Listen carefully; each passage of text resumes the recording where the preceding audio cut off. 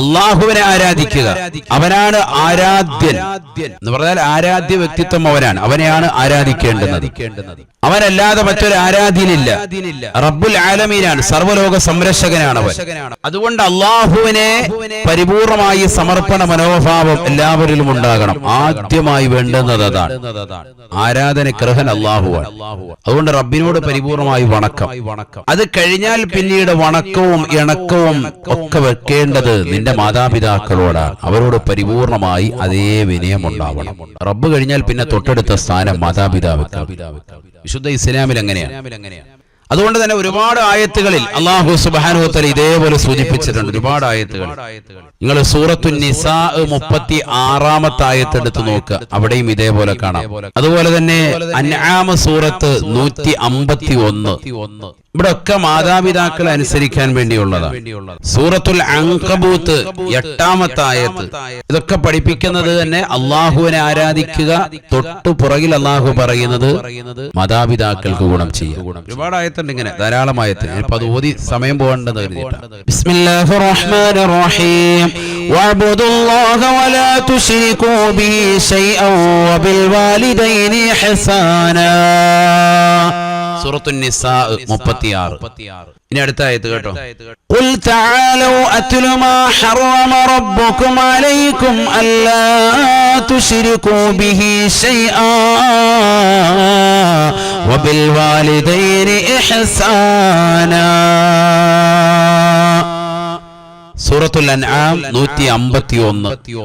ووصينا الإنسان بوالديه إحسانا ووصينا الإنسان بوالديه حسنا وإن جاهداك لتشرك بي ما ليس لك به علم فلا تطعهما إلي مرجعكم فأنبئكم بما كنتم تعملون. ഇങ്ങനെ ശുദ്ധമായ ഖുർആനിൽ വിവിധ സ്ഥലങ്ങളിൽ ഓതിയത് സൂറത്തുൽ അൻകബൂത്താണ് 8-ാമത്തെ ആയത്ത്. ഇങ്ങനെ ഓരോ ആയത്തുകളിൽ അല്ലാഹു സുബ്ഹാനഹു വ തആല പല സ്ഥലങ്ങളിലും അല്ലാഹു പറഞ്ഞത് അല്ലാഹുവിനെ ആരാധിക്കണേ, ശേഷം പറയുന്നു മാതാപിതാക്കളെ ശ്രദ്ധിക്കണേ. അങ്ങനെയാണ്. നമ്മൾ മുമ്പ് ജിഹാദിന്റെ ഒരു വിഷയം പറഞ്ഞപ്പോഴത്തേക്കും അല്ലേ, ജിഹാദിന്റെ വിഷയം പറഞ്ഞപ്പോഴത്തേക്കും വിഭവങ്ങൾ അധികരിക്കാനുള്ളതാകുന്ന കാര്യങ്ങൾ പറഞ്ഞ കൂട്ടത്തിൽ ജിഹാദിന്റെ വിഷയം പറഞ്ഞു. അവിടെ ജിഹാദിനെ നമ്മൾ കൊണ്ടുവരുന്നതിന് മുമ്പായി 2 അമലുകളെ പറഞ്ഞു. അള്ളാഹുവിനോട് ഒരിക്കൽ ഒരു അനുയായി വന്നിട്ട് ചോദിച്ചു, ഏറ്റവും ശ്രേഷ്ഠമായ അമലേതാണ്? നബി കൊടുത്ത മറുപടി നമസ്കാരം അതിന്റെ സമയത്ത് നിർവഹിക്കൽ. രണ്ടാമത് ഏതാണെന്ന് ചോദിച്ചപ്പോൾ നബി കൊടുത്ത മറുപടി ബിർറുൽ വാലിദൈൻ, മാതാപിതാക്കൾക്ക് ഗുണം ചെയ്യൽ. മൂന്നാമതാണ് പറഞ്ഞത് അൽ ജിഹാദു ഫീ സബീലില്ലാഹ്, അള്ളാഹുവിന്റെ മാർഗത്തിലുള്ള ജിഹാദ്. ഇതൊക്കെ വളരെ മനസ്സിലാക്കേണ്ട വിഷയമാണ്. അപ്പൊ അള്ളാഹുവിനെ ആരാധിക്കുന്നതിന് തൊട്ടു പിറകിലായി പറഞ്ഞിട്ടുള്ളത് മാതാപിതാക്കൾക്ക് ഗുണം ചെയ്യുക എന്നുള്ളതാണ്. അതുകൊണ്ടാണ് റബ്ബിനെ ആരാധിച്ചുകൊണ്ട് നീ നിലകൊള്ളുന്ന വേളയിൽ, നീ സുന്നത്ത് നിസ്കരിക്കുന്ന വേളയിൽ തന്നെ നിന്റെ വാപ്പയും ഉമ്മയും വിളിച്ചാൽ അവർക്ക് നീ ഉത്തരം ചെയ്യണം എന്നാണ് പണ്ഡിതന്മാർ പഠിപ്പിച്ചിട്ടുള്ളത്. നിസ്കാരം ഒഴിവാക്കിയിട്ട് പോകാം, ഫർളിൽ പറ്റൂല. ഫർള് നിസ്കരിച്ചുകൊണ്ടിരിക്കുമ്പോ നിന്നെ മുത്തുനബി മുഹമ്മദ് റസൂലുള്ളാഹി സ്വല്ലല്ലാഹു അലൈഹി വസല്ലമ തങ്ങൾ വിളിച്ചാൽ നിസ്കാരത്തിൽ നിന്ന് ഒഴിവാക്കി പോകാം എന്നുണ്ട്. പിന്നെ നബി വിളിക്കാൻ, നബി ഇപ്പോ വഫാത്തായേക്കും, നബി സല്ലല്ലാഹു അലൈഹി വസല്ലം തങ്ങളെ വിളിക്കാൻ ഇവിടെ വാന്ന് പറഞ്ഞ് വിളിച്ചാൽ ഫർള് നിസ്കരിച്ചുകൊണ്ടിരിക്കുകയാണെങ്കിൽ പോലും ആ നിസ്കാരം ഒഴിവാക്കി പോകാം. ഇതൊരു മസ്അല പറഞ്ഞതാണ്. സുന്നത്ത് നിസ്കരിക്കുമ്പോൾ സമയത്ത് മാതാപിതാക്കൾ വിളിച്ചാൽ നമുക്ക് ആ നിസ്കാരം ഒഴിവാക്കി പോകാം. നിസ്കാരം ഫാസിദാവും. ഈ 2 വിളികൾക്ക് ഉത്തരം ചെയ്താലും നിസ്കാരം വീണ്ടും നിർവഹിക്കണം. അപ്പൊ മാതാപിതാക്കൾ അത്രമേൽ ഗൗരവമുള്ള ആളുകളാണ്, നിസാരക്കാരല്ല എന്നുള്ളതൊന്ന് പഠിപ്പിക്കുകയാണ് ഖുർആൻ. ഇനി നമുക്ക് ആയത്തിലേക്ക് കടക്കാം. നല്ലതുപോലെ ശ്രദ്ധിക്കണേ. എല്ലാവരും സൂറത്തുൽ ഇസ്രാ എടുത്തു, 23-ാമത്തെ ആയത്ത്. എല്ലാവരും കണ്ണോടിച്ചോ അതിലേക്ക്. നാളെ ഞാൻ ഇന്ന് ചോദിച്ച പോലെ അർത്ഥം ചോദിക്കും. അപ്പൊ പിന്നെ അല്ലാഹ് എനിക്കറിയില്ലായിരുന്നു പറയരുത്. ബിസ്മില്ലാഹിർ റഹ്മാനിർ റഹീം وقضى ربك ألا تعبدوا إلا إياه നിന്റെ റബ്ബ് വിധിച്ചിരിക്കുന്നു. അള്ളാഹുവിന്റെ റസൂലിനാണ് ഇറങ്ങിയത് വിശുദ്ധമായ ഖുർആൻ. ആ പ്രവാചകരോട് പറയുകയാണ്, നബിയെ, തങ്ങളുടെ റബ്ബ് അള്ളാഹു വിധിച്ചിരിക്കുന്നു, അല്ലാ തഅ്ബുദു ഇല്ലാ ഇയ്യാഹു, അവനെ അല്ലാതെ ആരാധിക്കരുതേ, അവനെ അല്ലാതെ ആരാധ്യ പുരുഷനാക്കരുതേ, അവനെ മാത്രമേ ആരാധിക്കാവുള്ളൂ എന്ന് അള്ളാഹു വിധിച്ചിരിക്കുന്നു. ഇനി അള്ളാഹുവിന്റെ മറ്റൊരു വിധി എന്താണത്? കൽപ്പന ഏതാണ്? വബിൽ വാലിദൈനി ഇഹ്സാനാ, മാതാപിതാക്കൾക്ക് നന്മ ചെയ്യണേ എന്നും അള്ളാഹു കൽപ്പിച്ചിരിക്കുന്നു. അള്ളാഹുവിന്റെ കൽപ്പനയാണ്, അവന്റെ ശാസനയാണ്. മാതാപിതാവിനും രണ്ടുപേർക്കും ഗുണം ചെയ്യണം. അള്ളാഹു തൗഫീഖ് തരട്ടെ, എങ്കിലേ അതിലെ ഖൈറുണ്ടാവുള്ളൂ. മാതാപിതാക്കൾക്ക് എപ്പോഴും ഗുണം ചെയ്യണേ, ഖുർആന്റെ കൽപ്പനയാണിതെന്നോർ നീ ഓർക്കണേ. ഇത് അൻകബൂത്ത് നിസായിലും കാണുന്നതാ, അതുപോലെ തന്നെ ഇസ്രായിലും വിവരിച്ചതാ. ഈ 3 സൂറത്ത് നമ്മളിപ്പോ ഇസ്രാ സൂറത്ത് ഓതിക്കൊണ്ടിരിക്കുന്നത്. അങ്കബൂത്തിലും പറഞ്ഞിട്ടുണ്ട്, അതുപോലെ തന്നെ സൂറത്തു നിസായിലും അള്ളാഹു പറഞ്ഞിട്ടുണ്ട്, മാതാപിതാക്കൾക്ക് ഗുണം ചെയ്യണേ. അപ്പൊ അള്ളാഹുവിനെ ആരാധിക്കുക. തൊട്ടുപുറകിൽ എന്ന് പറഞ്ഞു, മാതാപിതാക്കൾക്ക് ഗുണം ചെയ്യാൻ വേണ്ടിയും അള്ളാഹു കൽപ്പിച്ചു. ഇനി അള്ളാഹു 2 വ്യത്യസ്തമായ രൂപങ്ങൾ, കോലങ്ങൾ പറയാം.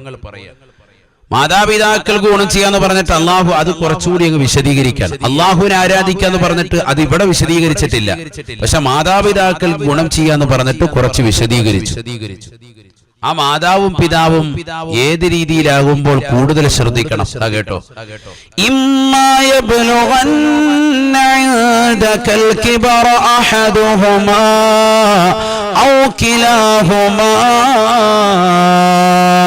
فلا تقل لهما أف ولا تنهرهما وقل لهما قولا كريما. സുബ്ഹാനല്ലാഹ്, പരിശുദ്ധമായ ഖുർആനിലൂടെ അല്ലാഹു ഉറപ്പെടുത്തുകയാണ്, നിന്റെ മാതാപിതാക്കൾ രണ്ടുപേരും പ്രായാധിക്യം എത്തിക്കഴിഞ്ഞാൽ, അല്ലെങ്കിൽ രണ്ടാൽ ഒരാൾ നിന്റെ അടുക്കൽ പ്രായാധിക്യമാകുന്ന സാഹചര്യത്തിൽ നിന്റെ സവിധത്തിൽ എത്തിച്ചു കഴിഞ്ഞാൽ, ഇമ്മായ ബലുഗന്ന ഇൻദകൽ കിബറ അഹദുഹുമാ ഔ കിലാഹുമാ, രണ്ടാൽ ഒരാളെയോ അല്ലെങ്കിൽ രണ്ടാളെയും നിന്റെ അടുക്കൽ പ്രായാധിക്യമാകുന്ന സന്ദർഭത്തിൽ അവർക്ക് ഖിദ്മത്തെടുക്കാൻ നിനക്ക് അവസരം ലഭിച്ചു കഴിഞ്ഞാൽ, ഫലാ തഖുൽ ലഹുമാ ഉഫ്, അവരോട് ചെയ്യുന്ന വാക്ക് പോലും പറയരുതേ. വിശുദ്ധമായ ഖുർആനിലൂടെ ഖാലല്ലാഹു അസ്സ വജൽ, فلا تقل لهما أف, അവരോട് ചെയ്യുന്ന വർത്തമാനം പോലും പറയരുത് എന്ന് വിശുദ്ധമായ ഖുർആൻ. വലാ തൻഹറുഹുമാ,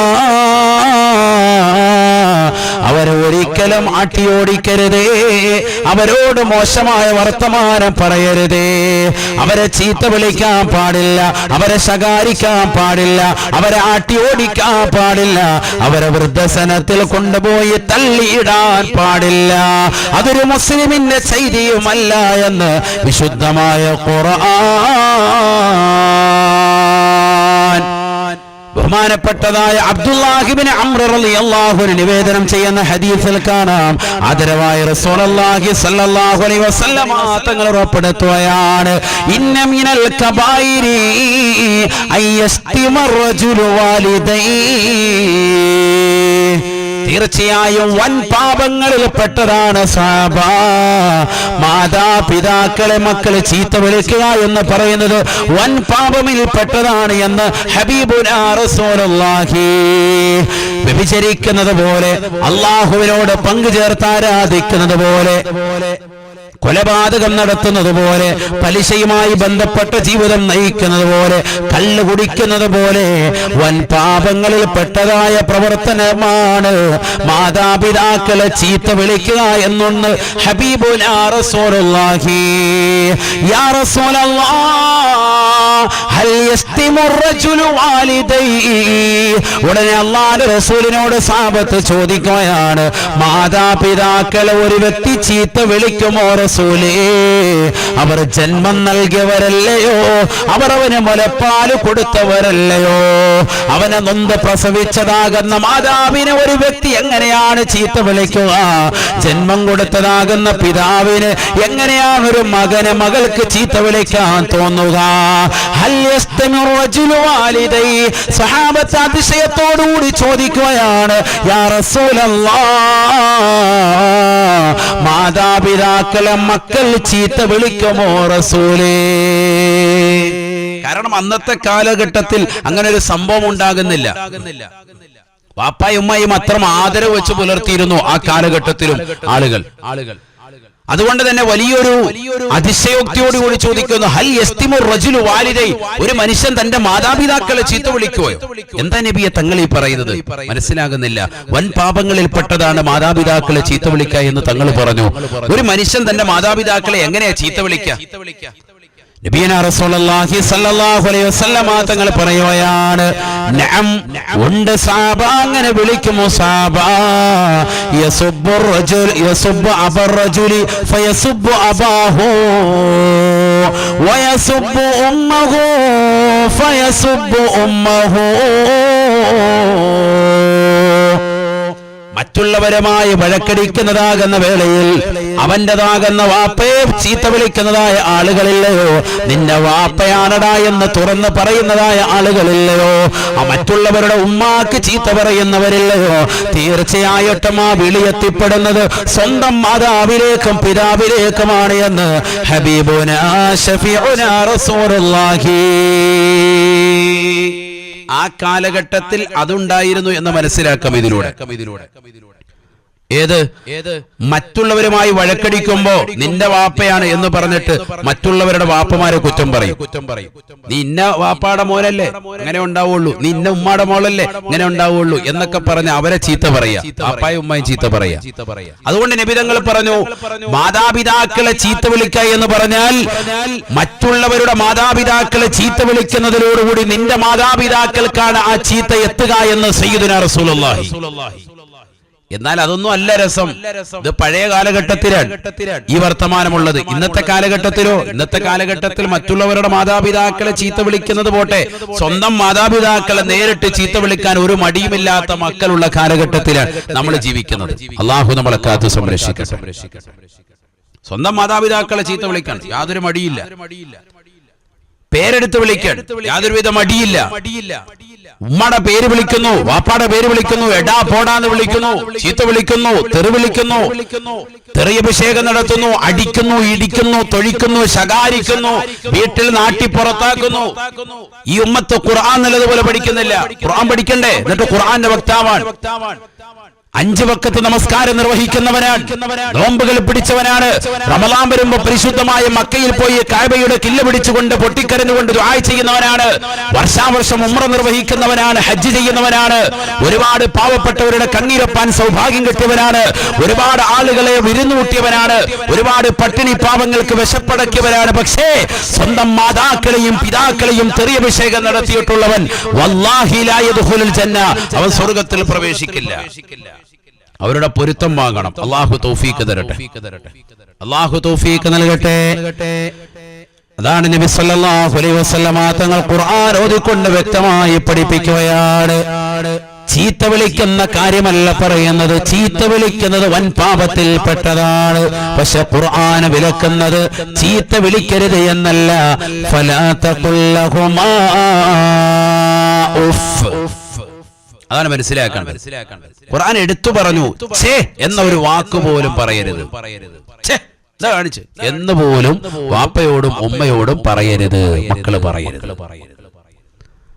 ഞങ്ങൾ ചെയ്യുന്നു പറയത്തില്ല ഉസ്താദ്, ബാക്കിയൊക്കെ പറയും. അങ്ങനെയല്ല ഈ പറഞ്ഞത്. ആ ഒരു വാക്കുപോലും, അത്ര നിസാരമായ ഒരു വാക്കുപോലും പറയാൻ പാടില്ല അപ്പായോടും ഉമ്മായോടും.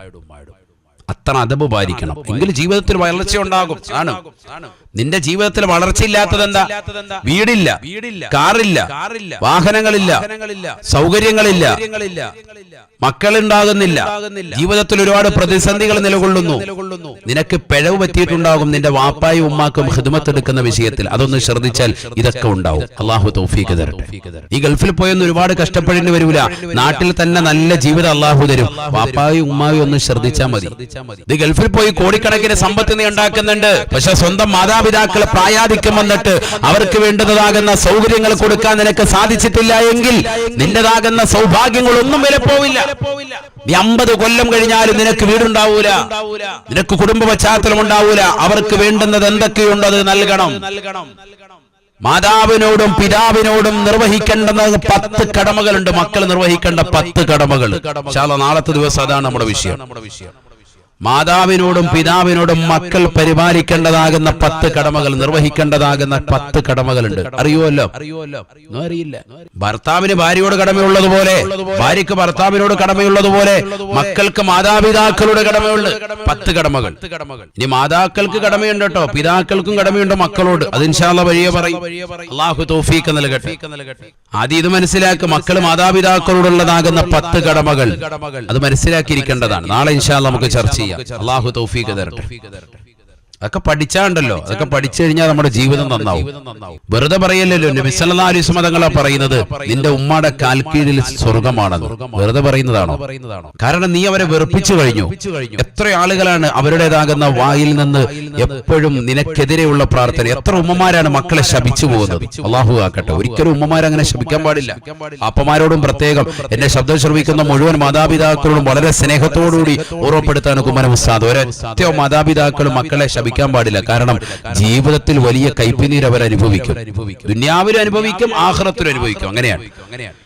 ലോകത്ത് ഏത് ശിക്ഷയും അല്ലാഹു സുബ്ഹാനഹു വ തആല ഈ ദുനിയാവിൽ ചെയ്തതാകുന്ന ഏത് തെറ്റിനും ശിക്ഷ പിന്നീട് നൽകുകയുള്ളൂ. പക്ഷേ മാതാപിതാക്കൾ നോവിച്ചവന് ഈ ലോകത്ത് മരണപ്പെടുന്നതിന് മുമ്പ് തന്നെ അവൻ അനുഭവിച്ചറിയുമെന്ന് സയ്യിദുനാ റസൂലുള്ളാഹി. അതാണ് മനസ്സിലാക്കാൻ. ലോകത്ത് ഏത് തെറ്റും നിനക്ക് നാളെ ആഖിറത്തിലായിരിക്കും അതിന്റെ ഹിസാബ് ഉണ്ടാകുക, പരലോകത്തായിരിക്കും, അഥവാ ഖബർ മുതൽക്കായിരിക്കും നിനക്ക് ശിക്ഷ ഉണ്ടാവുക. എന്നാൽ മാതാപിതാക്കൾ നോവിച്ചവൻ വല്ലാഹി സുമ്മ വല്ലാഹി ഈ ലോകത്ത് നിന്ന് വിട പറയുന്നതിന് മുമ്പ് തന്നെ അതിൻ്റെതാകുന്ന കയ്പ് നീർ അനുഭവിച്ചു തുടങ്ങും. ഈ ലോകത്ത് തന്നെ അനുഭവിക്കും. അല്ലാഹു നമ്മളെ കാത്തു സംരക്ഷിക്കട്ടെ. അല്ലാഹു കാത്തു സംരക്ഷിക്കട്ടെ. അതുകൊണ്ട് എന്ത് വേണം? ഖുർആന്റെ കൽപ്പന നല്ലതുപോലെ ശിരസാ വഹിക്കണം. ഫലാ തഖുൽ ലഹുമാ ഉഫ് ചെയ്യുന്ന ഒരു വാക്ക് പോലും മാതാവിനോടും പിതാവിനോടും നീ പറയരുതേ. ബഹുമാനപ്പെട്ട ഇമാം ഫഖറുദ്ദീൻ റാസി റഹിമഹുല്ലാഹ് ഈ ആയത്ത് വിശദീകരിച്ചുകൊണ്ട് അവിടുത്തെ തഫ്സീറുൽ കബീർ രേഖപ്പെടുത്തിയതായ ഒരു സംഭവമുണ്ട്. ഒന്ന് വ്യക്തമായി കാതൊന്ന് കൂർപ്പിച്ചൊന്ന് കേൾക്കണേ ഉമ്മമാരെ, വ്യക്തമായി കേൾക്കണേ പ്രിയപ്പെട്ട ചെറുപ്പക്കാരെ. നല്ലതുപോലെ പഠിച്ചോ, മരുമക്കളെ നല്ലതുപോലെ മനസ്സിലാക്കിക്കോ, മക്കള് നല്ലതുപോലെ പഠിച്ചു വെച്ചോ, സഹോദരിമാര് പഠിച്ചു വെച്ചോ. നമ്മൾ അവരോട് കാണിക്കുന്നതാകുന്ന സമീപനം നല്ലതുപോലെ ശ്രദ്ധിക്കണം. ഭർത്താവിന്റെ മാതാപിതാക്കൾ, അതുപോലെ തന്നെ ഭാര്യയുടെ മാതാപിതാക്കൾ, ഇവരോടൊക്കെ ഭർത്താവും ഭാര്യയും ഒക്കെ കാണിക്കുന്നതാകുന്ന സമീപനം ഏത് രീതിയിലാണ്? നാളെ അല്ലാഹുവിന്റെ കോടതിയിൽ വലിയ ഹിസാബിടും. അവരൊക്കെ സ്വന്തം മാതാപിതാക്കളായി മനസ്സിലാക്കിയിട്ട് അവരോടൊക്കെ ഉള്ളതാകുന്ന സമീപനം ആത്മീയപരമാകണം, ഇസ്ലാമികപരമാകണം. ഇല്ലെങ്കിൽ വലിയ ശിക്ഷയാണ്. ഫഖറുദ്ദീൻ റാസി റഹിമഹുല്ലാഹ് പറയുകയാണ്, ഓർമ്മപ്പെടുത്തുകയാണ്, നിന്റെ മാതാവും പിതാവും സുഖമില്ലാതെ കിടക്കുകയാണ്, അല്ലെങ്കിൽ അവരിൽ ഒരാളെങ്കിലും ശയ്യാവലംബികളാണ്, അവലംബികളാണ്. കട്ടിലിൽ കിടക്കുക, വർഷങ്ങളായിട്ട് അങ്ങനെ കിടക്കുക. ആ കിടക്കുന്നതാകുന്ന വാപ്പയുടെ ഉമ്മയുടെ ചാരത്തേക്ക് നീ ചെല്ലും. എല്ലാ ദിവസവും റൂം വൃത്തിയാക്കാൻ, ക്ലീൻ ആക്കാൻ വേണ്ടി നീ കടന്നു ചെല്ലും. കടന്നു മുള്ളും ചിലപ്പോ ഉപ്പ, അല്ലെങ്കിൽ കടന്നു മുള്ളും ചിലപ്പോ ഉമ്മ. മലമൂത്ര വിസർജനം ഒരുപക്ഷെ നടത്തിയിട്ടുണ്ടാകും, വല്ലാത്ത ദുർഗന്ധമായിരിക്കും.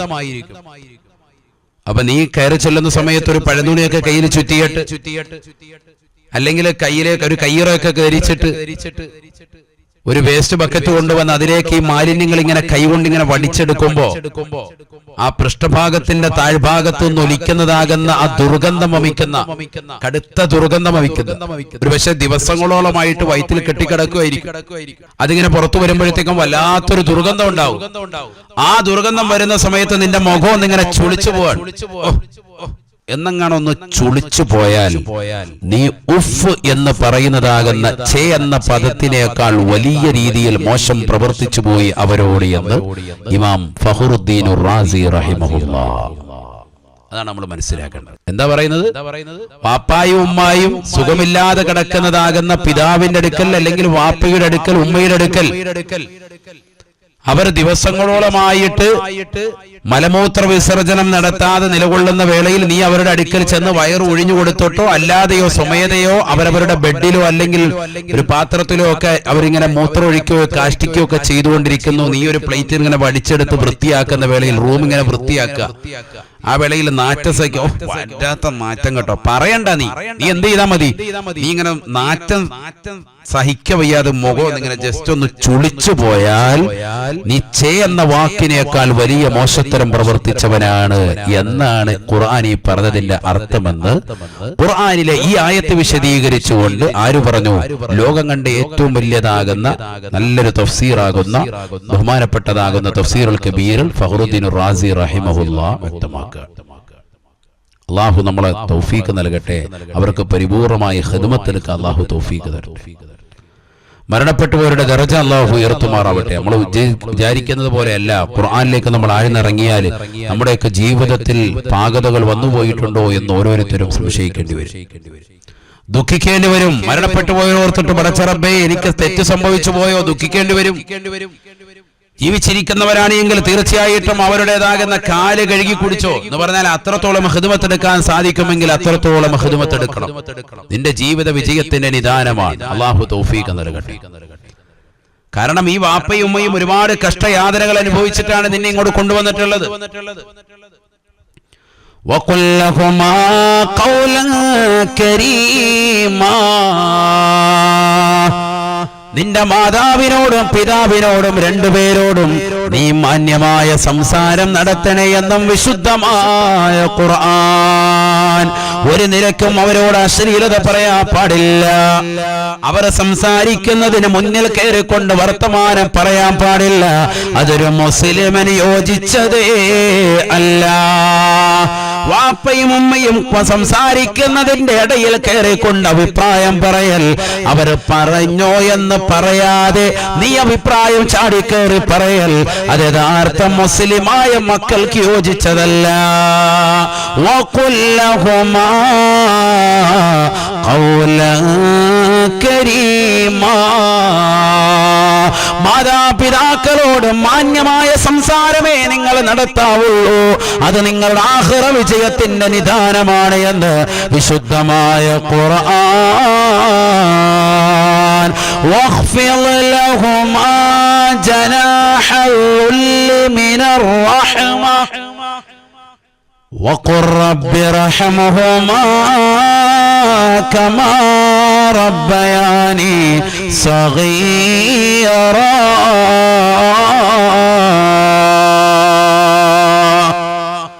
മാതാവിനോടും പിതാവിനോടും രണ്ടുപേരോടും പിന്നെ നീ ഏത് രീതിയിൽ വർത്തിക്കണമെന്നറിയണോ? നീ ചിറക് വിരിച്ചു കൊടുക്കണം. ഏത് ചിറകാണ്? കാരുണ്യത്തിന്റെ ചിറകാണ് അവർക്ക് മുന്നിൽ വിരിക്കേണ്ടതെന്ന് പരിശുദ്ധമായ ഖുർആൻ. വഖ്ഫിദ് ലഹുമാ ജനാഹൽ ളുല്ലി മിനർ റഹ്മ. കാരുണ്യത്തിന്റെ ചിറക് അവർക്ക് എപ്പോഴും നീ വിരിച്ചു കൊടുത്തണേ. എന്നിട്ട് തീർന്നില്ല, ഖുർആൻ പറയുകയാണ്, നീ അവർക്ക് വേണ്ടി സദാ സമയവും പ്രാർത്ഥിച്ചുകൊണ്ട് നിലകൊള്ളണേ. നിനക്ക് ഉയരണോ? നിനക്ക് ദുനിയാവ് വേണോ? നിനക്ക് ആഖിറത്തിൽ പടവുകൾ കയറണോ? മാതാവിനെ കൊണ്ടും പിതാവിനെ കൊണ്ടും സാധിക്കുമെന്നും വിശുദ്ധമായ ഖുർആൻ. ഖുർആൻ വഖുർ റബ്ബി റഹ്മഹുമാ കമാ റബ്ബയാനി സഗീറാ. കാണാതെ പഠിക്കണം. റൂഹേ ബയാനിലുള്ള മുഴുവനും കുടുംബാദികളും ഉസ്താദേ എനിക്കറിയാമെന്ന് എന്നോട് പറയരുതേ. അറിയാവുന്നതിലല്ല കാര്യം, ജീവിതത്തിൽ ചെയ്യുന്നുണ്ടോ അവനാണ് വിജയി. അവനാണ് റൂഹേ ബയാൻ മജ്‌ലിസ് കൊണ്ട് വിജയിച്ചവൻ, അവനാണ് ഖുർആൻ കൊണ്ട് വിജയിച്ചവൻ. ആഖിറത്തിലേക്ക് ഉപയുക്തമാകുന്ന അമലുകൾ ചെയ്യലാണ്. ഒരുപാട് കൊട്ടപ്പടി പഠിച്ചതുകൊണ്ട് മാത്രം കാര്യമായില്ല. ജീവിതത്തിൽ ചെയ്യുന്നതുണ്ടോ, പ്രാവർത്തിക തലത്തിലുണ്ടോ, തീർച്ചയായിട്ടും രക്ഷയാണ്, രക്ഷയാണ്. നിന്റെ ജീവിതത്തിലെ തടസ്സങ്ങൾ എന്തുകൊണ്ടാണ്? നിന്റെ ജീവിതത്തിലെ പ്രതിസന്ധികൾ എന്തുകൊണ്ടാണ്? നിന്റെ ജീവിതത്തിൽ അടിക്കടി പ്രശ്നങ്ങൾ കടന്നു വരുന്നത് എന്തുകൊണ്ടാണ്? നീ ദാരിദ്ര്യത്തിലേക്ക് അമർന്നു പോകുന്നത് എന്തുകൊണ്ടാ? നിന്റെ വീട്ടിലുള്ള പ്രായാധിക്യം ചെന്ന വാപ്പ ഉമ്മമാരെ പരിഗണിക്കാത്തത് കൊണ്ടാണ്. അവരെ ഒന്ന് ശ്രദ്ധിക്കണേ, അവർക്കൊന്ന് ഭക്ഷണം കൊടുക്കണേ, അവർക്ക് പാർപ്പിട സൗകര്യം നീ കൊടുക്കണേ, അവർക്ക് വേണ്ടുന്നതാകുന്ന സംവിധാനങ്ങൾ നീ ഒരുക്കണേ. പൊന്നുമോനെ, പെങ്ങളെ, നീ നിന്റേതാകുന്ന മാതാവിനെയും പിതാവിനെയും ഒന്ന് ഗൗനിക്കണേ. മരുമകളെ, നിന്റെ ഭർത്താവിന്റെ മാതാപിതാക്കളെ പ്രത്യേകമായി ഒന്ന് ശ്രദ്ധിക്കണേ. അവർക്ക് വേണ്ടുന്ന സർവ്വതും നീ ഒന്ന് കൊടുക്കാൻ തയ്യാറായാൽ, സ്വന്തം മാതാപിതാക്കളെക്കാൾ സ്നേഹലാടകൾ കൊടുക്കാൻ നീ തയ്യാറായാൽ, തീർച്ചയായും അവർ നിനക്ക് വേണ്ടി ദുആ ചെയ്യുന്ന കരങ്ങളായി മാറും. അല്ലാഹു തട്ടുകയില്ല.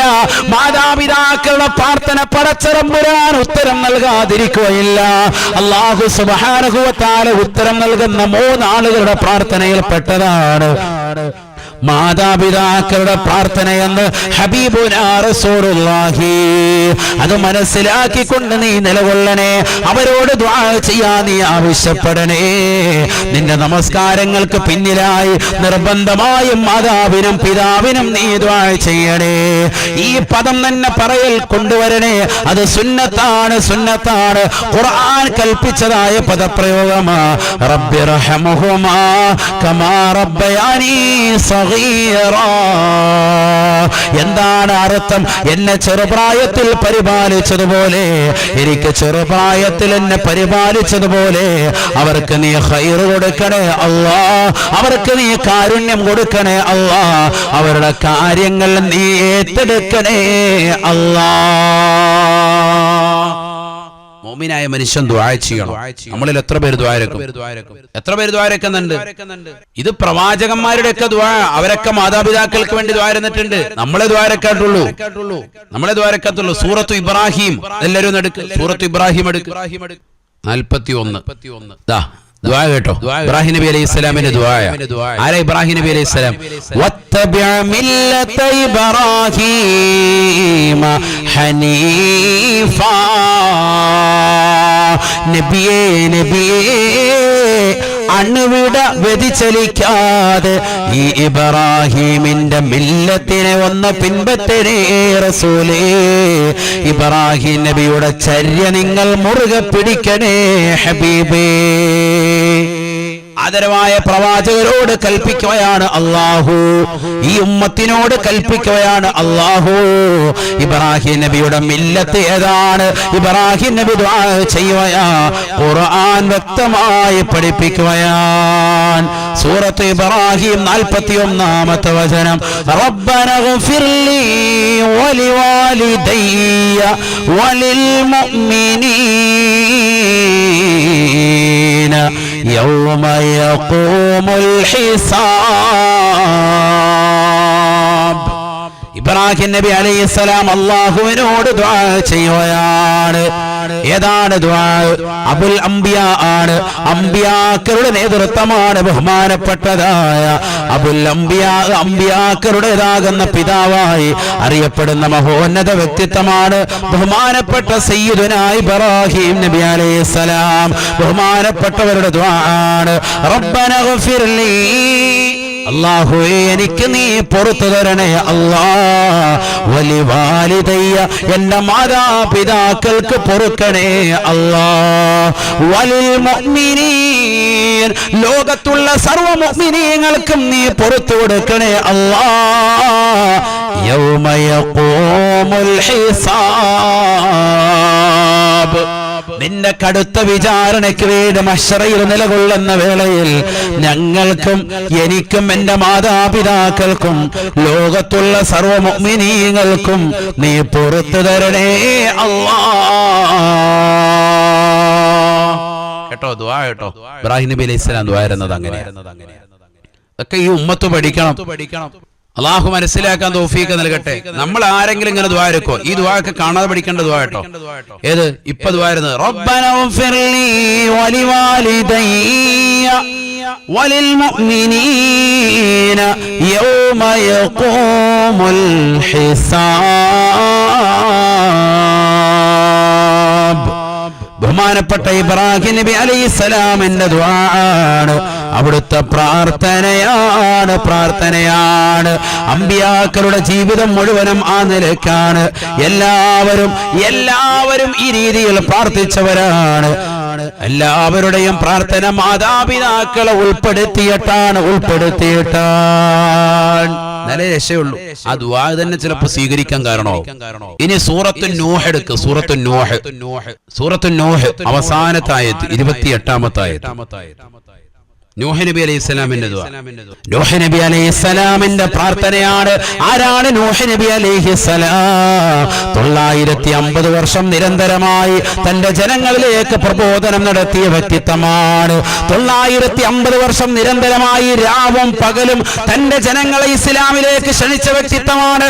വളരെ വിരലിലെണ്ണാവുന്ന തുച്ഛമായ ആളുകൾ മാത്രമാണ് ബഹുമാനപ്പെട്ടവരെ കൊണ്ട് വിശ്വസിച്ചതായി ഇസ്ലാം മതത്തിലേക്ക് കടന്നു വന്നത്. ആദ്യമായി ഇസ്ലാമിക പ്രബോധന മേഖലയിൽ നിലകൊണ്ടതായ ശരീഅത്തിന്റെ പ്രബോധകനാണ് സയ്യിദുനാ നൂഹ് നബി അലൈഹിസ്സലാം. നൂഹ് നബി അലൈഹിസ്സലാം 950 കൊല്ലം നിരന്തരമായി പ്രബോധനം നടത്തിയിട്ടും വളരെ വിരലിലെണ്ണാവുന്ന ആളുകൾ മാത്രം ഇസ്ലാമിലേക്ക് കടന്നു വന്നപ്പോ അള്ളാഹുവിനോട് പരാതിപ്പെടുന്ന രംഗം ഖുർആൻ വിശദീകരിക്കുകയാണ്. അള്ളാഹു ഈ സമൂഹത്തെ മുഴുവനും നീ നശിപ്പിച്ചു കളയണേ അല്ലാഹ്.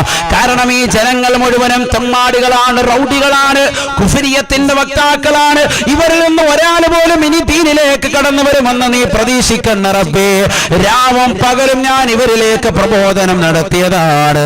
ദഅൂതു ലൈലൻ വനഹാറാ, രാത്രിയും പകലുമെന്നും വ്യത്യാസമില്ലാതെ ദീനീ ദഅവത്ത് നടത്തിയിട്ട് ഞാൻ ഇവർക്ക് പ്രബോധനം ചെയ്തതാണ്. പക്ഷെ ഇവർ ഒരാൾ പോലും എന്റേതാകുന്ന പ്രബോധനത്തെ ചെവിക്കൊണ്ടില്ല അല്ലാഹ്. പ്രബോധനം കേൾക്കുമ്പോ ചെവി പൊത്തിക്കൊണ്ട് ഓടുകയായിരുന്നു അല്ലാഹ്. നൂഹ് നബി അലൈഹിസ്സലാം പടച്ച റബ്ബിനോട് പരാതി പറഞ്ഞിട്ട് അവസാനമായി ആ സൂറത്തു നൂഹ് നിർത്തുന്നതായ വചനമുണ്ട്. നൂഹ് നബി അലൈഹിസ്സലാം മാതാപിതാക്കൾക്ക് ദുആ ചെയ്യുകയാണ്. റബ്ബിഗ്ഫിർലി, അല്ലാഹുവേ പടച്ച റബ്ബേ എനിക്ക് നീ പുറത്തു തരണേ അല്ലാഹ്. വലിവാലിദയ്യ, എന്റെ മാതാവിനും പിതാവിനും നീ പൊറുക്കണേ അല്ലാഹ്. വലിമൻ ദഖല ബൈതിയ മുഅ്മിനൻ വലിൽ മുഅ്മിനീന വൽ മുഅ്മിനാത്ത്. അല്ലാഹുവേ പടച്ച റബ്ബേ എന്നോടൊപ്പം വിശ്വസിച്ചുകൊണ്ട് കൂടിയിട്ടുള്ളതാകുന്ന ന്യൂനപക്ഷ വിഭാഗങ്ങൾക്കും ലോകത്തുള്ള സർവ്വ മുസ്ലിം മുഅ്മിനാത്തുകൾക്കും നീ പൊറുക്കണേ അല്ലാഹ്. അല്ലാഹു മനസ്സിലാക്കാൻ തൗഫീഖ് തരട്ടെ. നൂഹ് നബി അലൈഹിസ്സലാം ദുആ ചെയ്യാൻ, എനിക്ക് പുറത്തു തരണേ, എന്റെ മാതാപിതാക്കൾക്കും നീ പുറത്തു കൊടുക്കണേ എന്ന്. പ്രവാചകന്മാർ അങ്ങനെ ചെയ്യണമെങ്കിൽ പിന്നെ നമ്മൾ ചെയ്യണ്ടേ? അല്ലാഹു നമുക്ക് തൗഫീഖ് നൽകട്ടെ.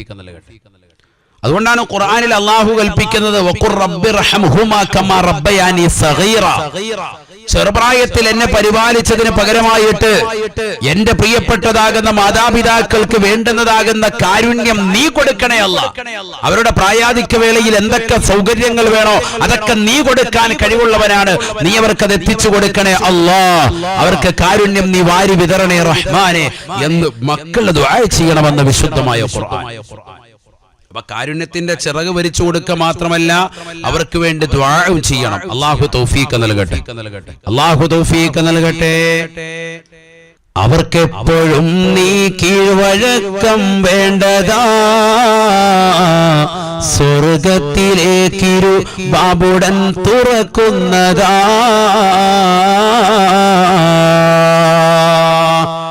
അവർക്ക് കീഴ്വണങ്ങി നിന്നാല്, വണക്കം വെച്ച് നിന്നാല് നിനക്ക് 2 വാതില് സ്വർഗത്തിലേക്ക് തുറക്കും. മാഷാ അല്ലാഹ്. സ്വർഗത്തിലേക്ക് 2 വാതിൽ ഉടനെ തന്നെ തുറക്കും. ഒരു ചീത്ത വാക്കവരെ പറഞ്ഞാൽ പിന്നെ അല്ലാഹു അവരെ ശപിച്ചിടുന്നതു തന്നെ. മാതാപിതാക്കൾ ഒരൊറ്റ ചീത്ത വാക്ക് പറഞ്ഞാൽ അല്ലാഹു അവനെ ശപിക്കുമേ ശപിക്കുമേ. അല്ലാഹു ആക്കട്ടെ.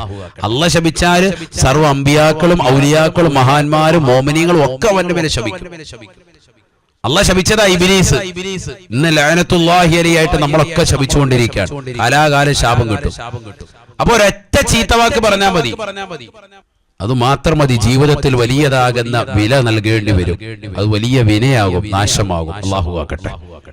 എന്നുള്ളതും നബി ത്വാഹ തന്നെ പറഞ്ഞതാ. അത് ഇബ്നു ഹിബ്ബാൻ തൻ സ്വഹീഹിൽ വന്നതാ. വെറുപ്പിച്ച ശിക്ഷയും തൽക്ഷണം കൊടുക്കുന്നതാ. മൗത്തിന്റെ മുമ്പവൻ അനുഭവിച്ചറിയുന്നതാ. വെറുപ്പിച്ച ശിക്ഷയും തൽക്ഷണം കൊടുക്കുന്നതാ. മൗത്തിന്റെ മുമ്പവൻ അനുഭവിച്ചറിയുന്നതാ. മരണത്തിന് മുമ്പ് തന്നെ അത് അനുഭവിച്ചറിയും. വെറുപ്പിച്ചതിന്റെ ശിക്ഷ അല്ലാഹു സാര കൊടുക്കും. ആഖിബത്ത് മോശമാകും. അല്ലാഹു നമ്മളെ കാക്കട്ടെ. അല്ലാഹു ആക്കട്ടെ. ഇത് മുസ്തഫ നബി തന്നെ പറയുന്നുണ്ട്. അത് ഹാക്കിം എന്നവരാൽ റിവായത്തുണ്ട്. ഇതൊക്കെ ഹദീസൻ കേട്ടോ. ഇതൊക്കെ ഹദീസൻ, വെറുതെ പറയല്ല. അല്ലാഹു തൗഫീഖ് നൽകട്ടെ. അല്ലാഹു ഞങ്ങളുടെ മാതാപിതാക്കൾ ജീവിച്ചിരിക്കുന്നവർക്ക് നീ ആഫിയത്ത് കൊടുക്കണേ അല്ലാ. ദീർഘായുസ്സ് നസീബാക്കണേ അല്ലാ. ഉസ്താദെ ചീത്ത വിളിച്ചു പോയല്ലോ, അറിയാതെ തെറി വിളിച്ചു പോയല്ലോ, അവരെ ശകാരിച്ചു പോയല്ലോ, ചെയ്യുന്ന വാക്കിനേക്കാൾ കൂടുതൽ മുറിവേൽപ്പിക്കുന്ന പദപ്രയോഗങ്ങൾ നടത്തിപ്പോയല്ലോ, അവരെ അടിക്കാനും തൊഴിക്കാനും ശകാരിക്കാനും ഒക്കെ ഞാൻ മുന്നിട്ടിറങ്ങിയല്ലോ. ഞാൻ മരുമകളാണ്, ഞാൻ മകളാണ്, മകനാണ്, ഞാൻ അപ്പയോട് അന്യായമായി പെരുമാറി, ഞാൻ ഉമ്മയോട് മോശമായി പെരുമാറി. എത്ര ചീത്ത വിളിച്ചിട്ടും അവരൊന്നും പറയാതെ കേട്ടുകൊണ്ടിരിക്കുന്ന അവസ്ഥയാണ് ഉണ്ടായിട്ടുള്ളത്. ഇനി എങ്ങനെയാണ് എനിക്ക് തൗബയുണ്ടോ? ഞാൻ രക്ഷപ്പെടണമോ? എനിക്ക് ആഖിറം രക്ഷപ്പെടുമോ ഒക്കെ ചോദ്യം അല്ലേ? ഞാൻ എങ്ങനെ രക്ഷപ്പെടും? ഇനി എനിക്ക് എന്റെ ആഖിബത്ത് നന്നാവണം. ഇനി എങ്ങനെ റെഡിയാവും? ഇൻഷാ അല്ലാഹ് പറഞ്ഞു തരും. എങ്ങനെ രക്ഷപ്പെടാൻ സാധിക്കും, അവരുടെ പൊരുത്തം കിട്ടാനുള്ള വഴി എന്താണ്, അതൊക്കെ ഇൻഷാ അല്ലാഹ് വഴിയെ പറയും. അല്ലാഹു തൗഫീഖ് തരട്ടെ. അല്ലാഹു തൗഫീഖ് നൽകട്ടെ. ക്ലാസ് തീർന്നിട്ടില്ലല്ലോ. പഠിക്കുന്ന കാര്യങ്ങൾ ശ്രദ്ധ വെച്ചിട്ട് മുന്നോട്ട് പോവാ. ഇന്നിപ്പോ പഠിച്ചെന്താ? അവർക്ക് വേണ്ടി ദുആ ചെയ്യുക. അതാണ് മർമ്മപ്രധാനമായിട്ട് പഠിച്ചത്. ഇനി അങ്ങോട്ട് നിന്റെ ജീവിതത്തിൽ വന്നു പോയിട്ടുണ്ട് ചീത്തവിളി, അനാവശ്യ വർത്തമാനങ്ങൾ വന്നു പോയിട്ടുണ്ട്. ഇനി അങ്ങോട്ട് അത് പാടില്ല. ഇനി അവരെ കാണുമ്പോൾ വളരെ ഭവ്യതയിൽ എഴുന്നേറ്റിരിക്കുക. അവരെ കാണുമ്പോ വാപ്പ പറയാ ഇരിക്കവിടെ, അല്ലെ ഉമ്മ പറയാ ഇരിക്കവിടെ എന്ന് പറയുമ്പോഴേ ഇരിക്കാവുള്ളൂ. വാപ്പായെ കണ്ടാൽ മാത്രല്ല എഴുന്നേക്കേണ്ടത്, ഉമ്മയെ കണ്ടാലും എഴുന്നേക്കണം. എത്രോട്ട് എഴുന്നേക്കണം ഉസ്താദേ? എപ്പോഴും എഴുന്നേക്കണം. എപ്പോഴൊക്കെ അവരെ കാണുന്നോ അപ്പോഴൊക്കെ എഴുന്നേക്കണം. ഇല്ലെങ്കിൽ അവരുടെ തൃപ്തി നമ്മൾ മനസ്സിലാക്കണം അവിടെ ഇരിക്കുന്നതിൽ. അഥവാ ഇങ്ങനെ അങ്ങോട്ട് പോയി വെള്ളമായിട്ട് ഇങ്ങോട്ട് വന്നു, പിന്നെ എന്തെങ്കിലും സാധനം എടുക്കുമ്പോൾ വീണ്ടും വരുമ്പോൾ നീ എഴുന്നേക്ക്, അപ്പോഴത്തേക്ക് ഒരു വേണ്ട. അപ്പോൾ അവർ അവരുടെ സംതൃപ്തി മനസ്സിലാക്കിയിട്ടുണ്ട്. ആ പൊരുത്തം നിന്റെ ഉള്ളിൽ ഉണ്ടായാൽ മതി. ആ ബഹുമാനം ഉണ്ടാവണം. എപ്പോഴും അതൊരു അദബ് വെക്കണം. വാപ്പയോട് മാത്രമല്ല അദബ്, ഉമ്മയോട്. പലർക്കും വാപ്പയോട് ബഹുമാനമുണ്ട്, ഉമ്മയോട് ബഹുമാനം കുറവാണ്. അങ്ങനെ വരാൻ പാടില്ല. ഞാൻ പറഞ്ഞില്ലേ, ഉമ്മയോടാണ് കൂടുതൽ സുഹബത്ത് വേണ്ടത്. പുരുഷന്മാരെ സംബന്ധിച്ചിടത്തോളം വളരെ ഗൗരവത്തിൽ ചിന്തിക്കണം. മക്കളെ സംബന്ധിച്ചിടത്തോളം പ്രത്യേകിച്ച് പെൺമക്കൾ വിവാഹം കഴിക്കുന്നതിന് മുമ്പ് വരെ നിർബന്ധമായിട്ടും വാപ്പയും ഉമ്മയും പറയുന്നത് അനുസരിച്ചേ പറ്റൂ. അവരോട് വഞ്ചന കാണിക്കുക. അവരറിയാതെ രാത്രി ക്ലബ് ഹൗസിൽ കയറിയിരുന്നിട്ട് പുതപ്പിനടി കയറിയിരുന്നിട്ട് റാഹത്തായിട്ട് ചാറ്റിങ്. ഉമ്മ ഓർക്കും വലിയ പഠിത്തമാണ്, പഠിത്തക്കാരിയാണ്. എന്താ പരിപാടി? വാട്സാപ്പിൽ അന്യ പുരുഷന്മാരുമായിട്ട് വീഡിയോ കോൾ, റാഹത്ത്, ഒളിഞ്ഞും മറിഞ്ഞു ഇരുന്നിട്ട്. അള്ളാഹു നമ്മളെ കാത്തു സംരക്ഷിക്കട്ടെ. ഉമ്മയെ വഞ്ചിക്കുന്നു, പാപ്പയെ വഞ്ചിക്കുന്നു, സഹോദരങ്ങളെ വഞ്ചിക്കുന്നു, സഹോദരിമാരെ വഞ്ചിക്കുന്നു. നിന്റെ ആഖിബത്ത് പോക്കാൻ അള്ളാഹു കാത്തു സംരക്ഷിക്കട്ടെ. അതുകൊണ്ട് തൗബ ചെയ്തു. അങ്ങനെയൊക്കെ ജീവിതത്തിൽ സംഭവിച്ചു പോയവർ നിർബന്ധമായി തൗബ ചെയ്യണം. ആരും അറിയാതെ കയറിയിരിക്കുക, മൊബൈലിനകത്ത് കയറിയിരിക്കുക, ലോകത്തുള്ള സകല ആപ്പും ഇൻസ്റ്റാൾ ചെയ്ത് വെച്ചിരിക്കുക. ഒക്കെ വളരെ ശ്രദ്ധിക്കണം. പുരുഷന്മാര് ശ്രദ്ധിക്കണം, സ്ത്രീകൾ ശ്രദ്ധിക്കണം, മക്കളെ നല്ലതുപോലെ ശ്രദ്ധിക്കണം. ഞാൻ കഴിഞ്ഞ ദിവസം വളരെ ഗൗരവത്തിൽ പറഞ്ഞതാണ്. അള്ളാഹു നമ്മുടെ മക്കളെയൊക്കെ സ്വാലിഹീങ്ങൾ ചേർക്കട്ടെ. മാതാപിതാക്കളോട് കാണിക്കുന്ന വഞ്ചന ദുനിയാവിലും ആഖിറത്തിലും അള്ളാഹു നിനക്കതിന് മാപ്പ് തരൂല. അവർ ജീവിച്ചിരിക്കുന്ന കാലഘട്ടത്തിൽ നീ തെറ്റ് ചെയ്താൽ ദുനിയാവിൽ നിനക്ക് അതുകൊണ്ട് ബുദ്ധിമുട്ടുണ്ടാകും, ആഖിറത്തിലും നിന്റെ ജീവിതത്തിൽ വലിയ ബുദ്ധിമുട്ടുണ്ടാകും. ദുനിയാവിൽ നീ അനുഭവിച്ചറിയും, അനുഭവിച്ചു തന്നെ അറിയും. അങ്ങനെയാണ്. അള്ളാഹു നമ്മളെ കാത്തു സംരക്ഷിക്കാം. അപ്പൊ അങ്ങനെ സംഭവിച്ചു പോയല്ലോ ഉസ്താദ്, ഇനി എന്താ ചെയ്യേണ്ടത്? ഇനി ഇത് വരാതെ നോക്കുക. അതാണ് ഇപ്പൊ ആദ്യത്തെ പറയുന്നത്. ബാക്കി ഇനി എന്തൊക്കെ ഉണ്ടെന്ന് ഇൻഷാ അല്ലാഹ് വഴിയെ പറയാം. ഇനി വരാതെ നോക്കുക. ഒരു അനാവശ്യ വർത്തമാനം പറയാതെ, ഒരു ചീത്ത വിളിക്കാതെ, അവർക്ക് വേണ്ടുന്നതൊക്കെ എടുത്തു കൊടുത്ത് എപ്പോഴും അവർക്ക് വേണ്ടി ദുആ ചെയ്യുക. ഇന്ന് മുതൽ എല്ലാ ഫർദ് നിസ്കാരങ്ങൾക്ക് ശേഷവും നമ്മുടെ വാപ്പാക്കും ഉമ്മാക്കും ദുആ ചെയ്തിരിക്കണം. ഇൻഷാ അല്ലാഹ് അല്ലാഹു തൗഫീഖ് തരട്ടെ. നിങ്ങൾ അങ്ങനെ ചെയ്തു നോക്ക്. ഒരു 11 ദിവസം നിങ്ങൾ അടുപ്പിച്ച് ചെയ്തു നോക്ക്. നിങ്ങളുടെ ജീവിതത്തിൽ ഉയർച്ച ഉണ്ടാവും. ഞാൻ എഴുതി തരാം, വെറുതെ പറയല്ല. നിങ്ങൾ അങ്ങോട്ട് ദുആ ഇരക്കുമ്പോഴാണ് അവരുടെ മനസ്സിൽ ഇങ്ങോട്ട് ദുആ ഇരക്കാൻ അള്ളാഹു തോന്നിപ്പിക്കുക. അങ്ങനെയാ. മറ്റൊരു സഹോദരന് വേണ്ടി അവന്റേതാകുന്ന അഭാവത്തിൽ അവനില്ലാത്ത വേളയിൽ ചെയ്യുന്ന ദുആഇന് വലിയ ഇജാബത്തുണ്ടെന്ന് ഹദീസിൽ കാണാം. ഒരു സഹോദരന്, മുസ്ലിമായ ഒരു സഹോദരന് വേണ്ടി ദുആ ഇരക്കുക. നമ്മൾ മുമ്പ് പഠിച്ചിട്ടുള്ളതാണ് വിഷയം, റുഹേ ബയാനി തന്നെ. മുസ്ലിം സമുദായത്തിൽപ്പെട്ട ഏതെങ്കിലും ഒരു സഹോദരൻ, ഇപ്പൊ അമേരിക്കയിലുള്ള ഒരു സഹോദരൻ, അല്ലെങ്കിൽ യൂറോപ്പിലുള്ള ഏതെങ്കിലും ഒരു വ്യക്തി, അദ്ദേഹത്തിന് വേണ്ടി നമ്മൾ ഇവിടുന്ന് ദുആ ഇരക്കാൻ, ആ അദ്ദേഹത്തിന് അള്ളാഹു നീ പുറത്തു കൊടുക്കണേ, ആഫിയത്ത് കൊടുക്കണേ ദുആ ഇരക്കാൻ അദ്ദേഹം അറിയുന്ന പോലുമില്ല. ആ പ്രാർത്ഥനയ്ക്ക് അള്ളാഹു വലിയ ഉത്തരം തരുമെന്നാണ്. അപ്പോൾ പിന്നെ സ്വന്തം മാതാപിതാക്കൾക്ക് വേണ്ടി മക്കൾ ദുആ ചെയ്താൽ ഉത്തരം തരൂലേ? ഉറപ്പായിട്ടും അള്ളാഹു ഉത്തരം തരും. നമ്മളങ്ങനെ ദുആ ചെയ്യുന്നതിലൂടെ മാതാപിതാക്കളുടെ ഹൃദയത്തിൽ അല്ലാഹു സുബ്ഹാനഹു വ തആല ദുആ ചെയ്യുന്ന മകനോട് മകളോട് പ്രത്യേകമായ ഒരു കൃപ അല്ലാഹു ഇട്ടുകൊടുക്കും, ഒരു കാരുണ്യം അല്ലാഹു ഇട്ടുകൊടുക്കും.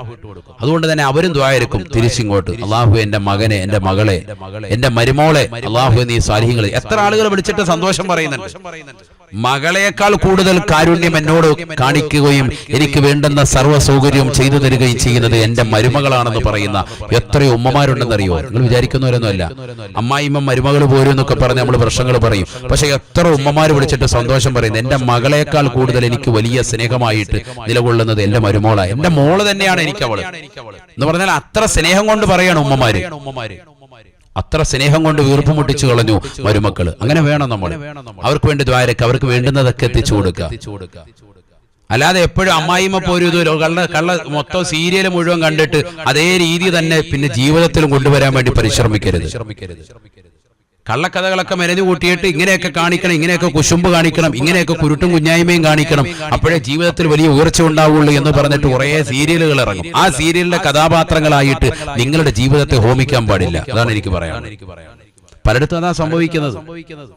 ആ കഥാപാത്രങ്ങളൊക്കെ ആയിട്ട് അവനവന്റെ സ്വന്തം ജീവിതത്തെ കണ്ട് ഉമ്മയോട് ഇങ്ങനെ പറയണം, ഇങ്ങനെ തറുതല പറയണം, ബാപ്പയോട് ഇന്ന സഹോദരനോട് ഇങ്ങനെ പറയണം ഭർത്താവിനോട്, ഇങ്ങനെ പ്രശ്നം ഉണ്ടാക്കണം, ഇന്ന കാര്യം ചോദിക്കണം, ഇന്നത് തന്നില്ലെങ്കിൽ ഇന്ന കുത്തിന് പിടിക്കണം എന്നൊക്കെ പറഞ്ഞ് നമ്മൾ ചിന്ത വെക്കുമ്പോഴാണ് കുടുംബ ജീവിതത്തിൽ തകരാറുണ്ടാവുക. ഇസ്ലാമികമായ ജീവിതം നമ്മൾ അറിയും. ആയിഷ ബീബി റളിയല്ലാഹു അൻഹയുടെ മുത്തുനബിയുടെ ജീവിതം നമ്മൾ പഠിക്കും. ഫാത്തിമ ബീബി റളിയല്ലാഹു അൻഹയുടെ മര്യാദകളുടെ ജീവിതം നമ്മൾ പഠിക്കും. അപ്പോഴേ നമ്മുടെ ജീവിതം നല്ലതുപോലെ മനസ്സിലാക്കുള്ളൂ. സഹാബത്തിന്റെയും സഹാബിയത്തുകളുടെയും വനിതകളുടെ ഒക്കെ ജീവിതം നമ്മൾ മനസ്സിലാക്കി. നമുക്കിതൊന്നും അറിയില്ല, ചരിത്രങ്ങളൊന്നും അറിയില്ല. ഖുർആനിലെ ഈ ചരിത്രം ഇന്നലെ തന്നെ അൽ ബഖറ സൂറത്തിലെ ചരിത്രം പറഞ്ഞപ്പോൾ ഇന്ന് എത്ര ആളുകളാണ് വിളിച്ചിട്ട് പറഞ്ഞത്, മാഷാ അല്ലാഹ് ഉസ്താദേ ഞങ്ങൾ ഇത്രയും വർഷമായി, 65 വയസ്സുള്ള ഒരു ഉമ്മയും വിളിച്ചിട്ട് പറഞ്ഞു, ഇത്രയും വർഷമായിട്ട് നമ്മൾ ഇന്ന് വരെ ഖുർആൻ ഒരുപാട് ഖത്തം തീർത്തിട്ടുണ്ട്, ഇങ്ങനെ ഒരു ചരിത്രം ഖുർആനിലുണ്ടെന്നുള്ളത് ഇപ്പോഴാണ് ഞങ്ങൾ മനസ്സിലാക്കുന്നത്. മറിയം ബിയുടെ ചരിത്രം ഞങ്ങൾ കേട്ടിട്ടുണ്ട്, യൂസുഫ് നബിയുടെ ചരിത്രം കേട്ടിട്ടുണ്ട്, പക്ഷെ ഈ ചരിത്രം ഇന്ന് വരെ ഞങ്ങൾ ആരും ഇതുവരെ പറയുന്നത് കേട്ടിട്ടില്ല. വലിയ സന്തോഷമുണ്ടെന്ന് പറയാം. പഠിക്കാത്ത എത്ര വിഷയങ്ങൾ ഇവിടെ ഉണ്ട് സഹോദരങ്ങൾ. ഖുർആനിലെ ഏറ്റവും വലിയൊരു സൂക്തത്തിന്റെ ഒരു ചെറിയൊരു ചരിത്രം നമ്മൾ പറഞ്ഞത്. അപ്പോഴേക്ക് നമ്മുടെ ഹൃദയത്തെ വല്ലാതെ സ്പാർക്കാക്കിയിട്ടുണ്ടെങ്കിൽ നമ്മൾ ഇനി എത്രയോ പഠിക്കാനുണ്ട്. അള്ളാഹു നമുക്ക് ധാരാളം പഠിക്കാൻ നമ്മുടെ ഈ മജ്‌ലിസ് കാരണമാക്കുമാറാവട്ടെ. പഠിക്കുന്നവരുടെ ജീവിതത്തിൽ അല്ലാഹു ഉയർച്ച അല്ലാഹു നൽകി അനുഗ്രഹിക്കട്ടെ. ആമീൻ. അൽഹംദുലില്ലാഹി റബ്ബിൽ ആലമീൻ. അല്ലാഹുമ്മ സ്വല്ലി അലാ സയ്യിദിനാ മുഹമ്മദിൻ വഅലാ ആലി സയ്യിദിനാ വമൗലാനാ മുഹമ്മദ്. അർഹമർ റഹീമായ അല്ലാഹ്, ഞങ്ങളെ നീ സ്വീകരിക്കണേ അല്ലാഹ്. അല്ലാഹുവേ, ഞങ്ങളുടെ ജീവിതത്തിൽ വന്നുപോയിട്ടുള്ള സർവ്വ പാപങ്ങളും നീ പുറത്തു തരണേ അല്ലാഹ്. ഞങ്ങളുടെ മാതാപിതാക്കൾക്ക് നീ ആഫിയത്തുള്ള ദീർഘായുസ്സ് നസീബാക്കണേ അല്ലാഹ്.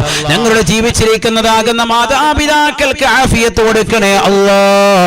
മരണപ്പെട്ടു പോയവരുടെ ദർജ ഉയർത്തണേ അല്ലാഹ്. ഈ വിനീതന്റെ ഉമ്മയുടെ ദർജ നീ ഉയർത്തണേ അല്ലാഹ്. ഞങ്ങളുടെ മാതാപിതാക്കൾ, ബന്ധുമിത്രാദികൾ, കൂട്ടുകുടുംബാദികൾ, സഹോദരങ്ങൾ, സുഹൃത്തുക്കൾ, അയൽവാസികൾ, ഞങ്ങളുടെ മഹല്ലുകളുടെ ഖബർസ്ഥാനിൽ അന്ത്യവിശ്രമം ചെയ്യുന്ന മുഅ്മിനീങ്ങൾ, മുഅ്മിനാത്തുകൾ, ഇന്നാണ്ട് കഴിക്കുന്ന ധാരാളം കുടുംബാദികളുണ്ട്. പടച്ച റബ്ബേ, കുടുംബത്തിൽ നിന്ന് മരണപ്പെട്ടുപോയ സർവരുടെയും ദർജ ഉയർത്തണേ അല്ലാഹ്. ഞങ്ങൾ ഓതിയതാകുന്ന ലാ ഹൗലയും യാസീനും ഹദ്ദാദും ഒക്കെ അതിന്റെ മിസ്ല സബാബ് അവരിലേക്ക് ഞങ്ങൾ ഹദിയ ചെയ്യുന്നു അല്ലാഹ്. അത് കാരണമായി അവരുടെ ഖബർ സ്വർഗീയ ആരാമമാക്കണേ അല്ലാഹ്. സ്വർഗീയ വിരുന്നവരുടെ ഖബറിൽ നൽകി അനുഗ്രഹിക്കണേ അല്ലാഹ്. നാളെ ഞങ്ങൾ മരണപ്പെട്ടു പോകുമ്പോൾ ഞങ്ങൾക്ക് വേണ്ടി ദുആ ചെയ്യുന്ന സ്വാലിഹീങ്ങളാകുന്ന മക്കളെ ഞങ്ങൾക്ക് ഏവർക്കും നീ സമ്മാനിക്കണേ അല്ലാഹ്. ഞങ്ങളുടെ കുടുംബ ജീവിതത്തിൽ ബറക്കത്ത് ചൊരിയണേ അല്ലാഹ്. മക്കളില്ലാതെ വിഷമിക്കുന്ന എത്രയോ കുടുംബങ്ങളുണ്ട്. സാലിഹും സാലിഹത്തുമായ മക്കളെ നൽകണേ അല്ലാഹ്. നൽകിയിട്ടുള്ള മക്കളെ സ്വാലിഹീങ്ങളിൽ, ആബിദീങ്ങളിൽ, ഹാഫിളീങ്ങളിൽ ചേർക്കണേ അല്ലാഹ്. ആഖിറത്തിലേക്ക് ഉപയുക്തമാകുന്ന ഒരുപാട് അമലുകൾ ഞങ്ങളുടെ ശിഷ്ടകാല ജീവിതത്തിൽ ചെയ്യാൻ നീ തൗഫീഖ് നൽകണേ അല്ലാഹ്. ദുനിയാവിലും ആഖിറത്തിലും വിജയികളുടെ കൂട്ടത്തിൽ ഉൾപ്പെടുത്തണേ അല്ലാഹ്. സർവോപരി ഞങ്ങളുടെ മാതാപിതാക്കൾക്ക് ഖിദ്മത്തെടുക്കാൻ ഞങ്ങൾക്ക് ഏവർക്കും നീ തൗഫീഖ് നൽകണേ അല്ലാഹ്.